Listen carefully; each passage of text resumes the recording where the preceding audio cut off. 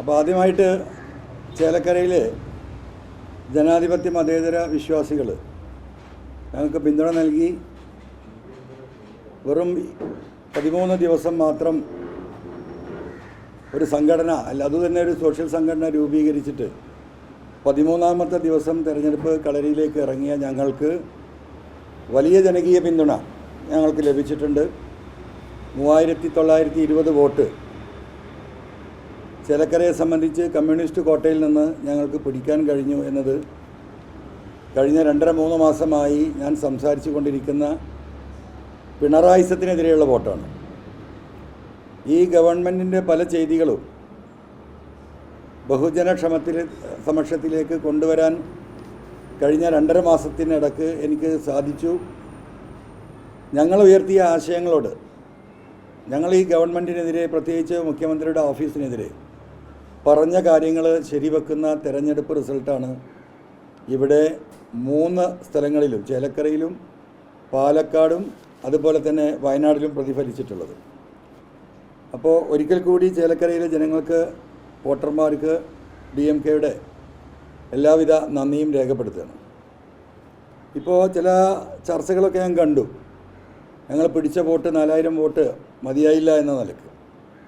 അപ്പോൾ എനിക്കതിൽ പറയാനുള്ളത്, കേരളത്തിൻ്റെ രാഷ്ട്രീയം ഇപ്പോൾ പരിശോധിച്ചാൽ കേരളത്തിലെ 140 മണ്ഡലങ്ങളിൽ ഒറ്റയ്ക്കൊറ്റയ്ക്ക് മത്സരിച്ചാൽ ഈ 3920 വോട്ട് പിടിക്കാൻ ശേഷിയുള്ള എത്ര പാർട്ടികളുണ്ട് എന്ന് ഇപ്പോൾ ഈ വിമർശിക്കുന്നവർ ആലോചിക്കേണ്ടതുണ്ട്. ഒന്ന് CPM, ഒന്ന് കോൺഗ്രസ്, ഒന്ന് BJP.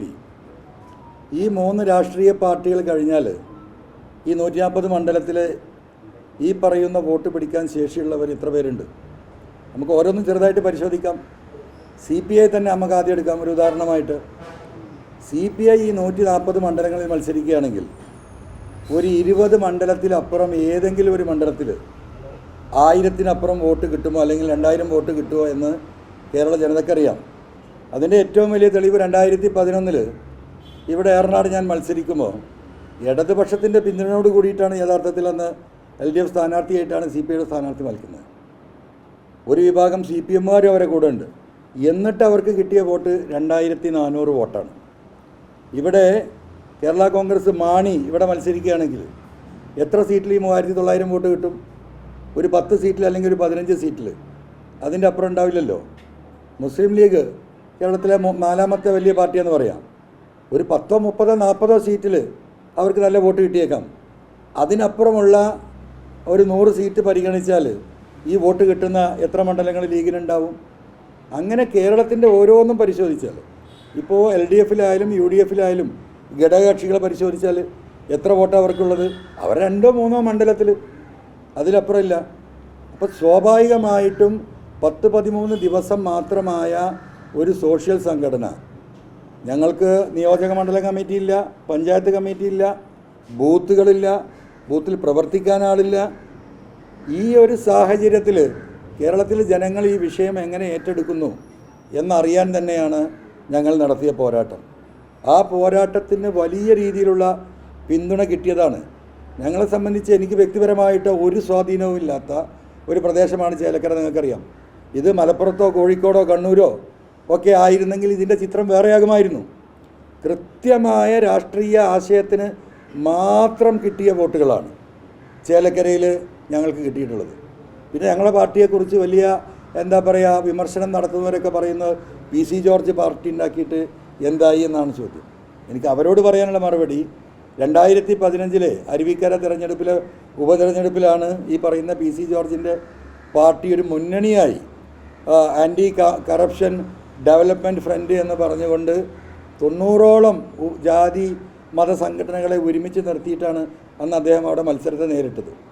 സ്ഥാനാർത്ഥി ആരാക്കണമെന്ന് നോക്കാൻ വേണ്ടി റഫറൻഡം നടത്തിയതിൽ അന്ന് 4000 ആളുകൾ പങ്കെടുത്തു എന്നാണ്. പക്ഷെ വോട്ട് എണ്ണിയപ്പോൾ എത്രയല്ലത്? 1296 വോട്ട്. അപ്പോൾ അതിൽ നിന്നൊക്കെ വളരെ വ്യത്യസ്തമായിട്ട് ഒരു രാഷ്ട്രീയ ആശയത്തിൻ്റെ അടിസ്ഥാനത്തിൽ ഞങ്ങൾ മുന്നോട്ട് പോവുകയാണ്. ഇപ്പോൾ ചേലക്കരയിൽ തന്നെ ഞങ്ങൾ പരിശോധിക്കൂ, 39,600 വോട്ടുണ്ടായിരുന്നു സഖാവ് രാധാകൃഷ്ണന്. എങ്ങനെ ഈ 12,000-ലേക്ക് കുറഞ്ഞത്? 44,000 വോട്ടുണ്ടായിരുന്ന കോൺഗ്രസിൻ്റെ സ്ഥാനാർത്ഥിക്ക് 52,000 വോട്ടായിട്ട് അവിടെ ഉയർന്നു. ഏകദേശം 8,000 വോട്ട് CPM നിന്ന് ആര് പിടിച്ചു? ഈ പറയുന്ന UDF-ൻ്റെ സ്ഥാനാർത്ഥി പിടിച്ചു.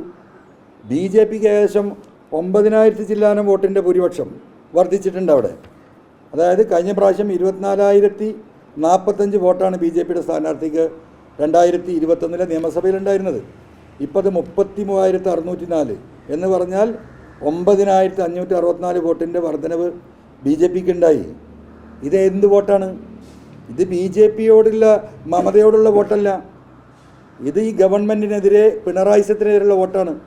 ആ വോട്ട് തന്നെയാണ് 8,000 വോട്ട് കോൺഗ്രസിൻ്റെ UDF സ്ഥാനാർത്ഥിക്ക് വർദ്ധിച്ചിട്ടുള്ളത്. ആ വോട്ടിൽ തന്നെയാണ് ഒരു വലിയ വിഭാഗം 3,920 വോട്ട് ഞങ്ങൾക്ക് കിട്ടിയിട്ടുള്ളത്. അപ്പോൾ ആൻറ്റി പിണറായിസം ചേലക്കരയെ സംബന്ധിച്ച് ഞങ്ങൾക്ക് ഒരു ജയിക്കാനൊരു സാധ്യതയും ഇല്ലാത്തൊരു സാഹചര്യത്തിൽ അതിൽ വലിയ വോട്ടുകൾ മൂന്നായിട്ട് മാറി. ഒരു പെർസെൻറ്റേജ് ഞങ്ങൾക്ക് വന്നു, 1% UDF-ലേക്ക് പോയി, 1% BJP-യിലേക്ക് പോയി. അപ്പോൾ ഇതാണ് കേരളത്തിലെ ഇന്നത്തെ രാഷ്ട്രീയ ചിത്രം. അതുപോലെ തന്നെ നിങ്ങൾ പാലക്കാട് പരിശോധിക്കൂ. ഞങ്ങൾ പിന്തുണ നൽകിയിട്ടുള്ള പാലക്കാട് അപ്രതീക്ഷിതമായിട്ടുള്ള ഏറ്റവും ചുരുങ്ങിയത് ഒരു 4,000 വോട്ട് DMK-ക്ക് പാലക്കാട് ഉണ്ടല്ലോ. എല്ലാവരും അംഗീകരിച്ചിട്ടുള്ള കാര്യമാണല്ലോ. ആ വോട്ട് മുഴുവൻ അങ്ങോട്ട് പോവുകയാണ്. അതുകൊണ്ടാണ് 17,000 18,000 വോട്ടിലേക്ക് അവിടെ ഉയരാൻ സാധ്യത. ഇനിയിപ്പോൾ നിങ്ങളിപ്പോൾ ഈ വയനാട് പാർലമെൻറ്റ് തിരഞ്ഞെടുപ്പ് ഫൈനലായിക്കൊണ്ടിരിക്കുകയാണ്. ഞാൻ ഉറപ്പിച്ച് പറയുന്നു, പ്രിയങ്ക ഗാന്ധിക്ക് കിട്ടിയ ഏറ്റവും കൂടുതൽ വോട്ടുകൾ കിട്ടിയിട്ടുണ്ടാവുക നിലമ്പൂരും വണ്ടൂരും ഏറനാടുമാണ്. അത് ഞങ്ങൾക്ക് വ്യക്തിപരമായിട്ടും രാഷ്ട്രീയമായിട്ടും സ്വാധീനമുള്ള മണ്ഡലങ്ങൾ കണക്ക് വന്നുകൊണ്ടിരിക്കുകയാണല്ലോ. അപ്പോൾ ഞങ്ങൾ ഇടപെട്ടെടുത്തെല്ലാം ആൻറ്റി പിണറായിസം നന്നായിട്ട് വർക്കൗട്ട് ആയിട്ടുണ്ട്. അതുകൊണ്ട് ഈ രാഷ്ട്രീയം തന്നെ ഉയർത്തിപ്പിടിച്ചുകൊണ്ട് അതിശക്തമായി 140 മണ്ഡലങ്ങളിലും കമ്മിറ്റികളുണ്ടാക്കി, നിയോജകമണ്ഡലം കമ്മിറ്റികൾ, പഞ്ചായത്ത് കമ്മിറ്റി, വാർഡ് തല കമ്മിറ്റികൾ, ഒരു വർഷം കൊണ്ട് വരുന്ന പഞ്ചായത്ത് തെരഞ്ഞെടുപ്പിന് മുമ്പ് കേരളത്തിലെ മുഴുവൻ ജനങ്ങളെയും ഒരുമിപ്പിച്ച് നിർത്തിക്കൊണ്ടുള്ളൊരു മുന്നേറ്റം ഞങ്ങൾ രാഷ്ട്രീയമായി നടത്തും. അതിന് ഞങ്ങൾക്ക് കിട്ടിയിട്ടുള്ള ഏറ്റവും വലിയ ഊർജ്ജമാണ് ഇപ്പോൾ ഈ DMK-യുടെ തെരഞ്ഞെടുപ്പ് റിസൾട്ട്.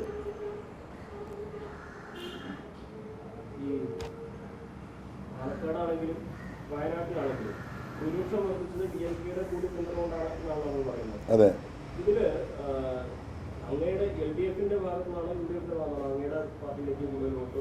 നമ്മൾ ഈ വോട്ട് വരുന്നത് ഏകദേശം 80% CPM-ൽ നിന്നും ഇടതുപക്ഷത്തു നിന്നുമാണ്. 80% of voters supporting DMK from LDF. അതിനൊരു തർക്കമില്ല.